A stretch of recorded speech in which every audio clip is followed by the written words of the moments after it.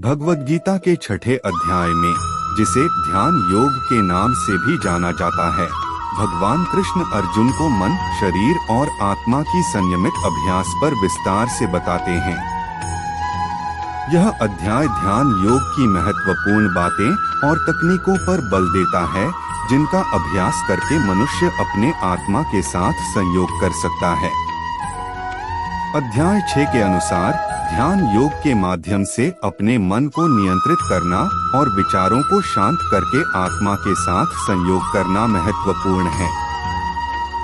भगवान कृष्ण कहते हैं कि जो व्यक्ति अपने मन को संयमित करके ध्यान योग का अभ्यास करता है, वह सभी दुखों को परित्याग कर आनंद और शांति का अनुभव करता है।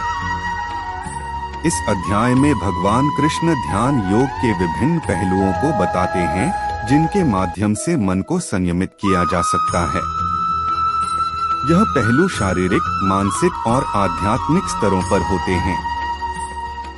ध्यान योग के अभ्यास का प्रारंभ शारीरिक स्तर पर होता है, जिसमें व्यक्ति अपने शरीर को संयमित करके आहार, निद्रा और विश्राम को नियंत्रित करता है। यह शरीर के अभ्यास के माध्यम से मन को संयमित करने में सहायता करता है। दूसरा पहलू मानसिक स्तर पर होता है, जहां ध्यान के माध्यम से मन को विचारों की अवांछित आवृत्तियों से मुक्त किया जाता है।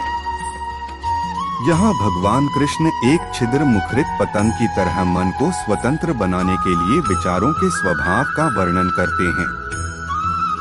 तीसरे पहलू में आत्मिक स्तर पर ध्यान के माध्यम से आत्मा के साथ संयोग किया जाता है।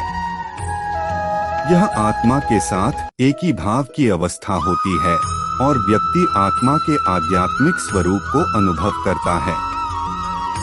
अध्याय 6 के अंत में भगवान कृष्ण बताते हैं कि ध्यान योग का अभ्यास निरंतर और निष्ठापूर्वक होना चाहिए।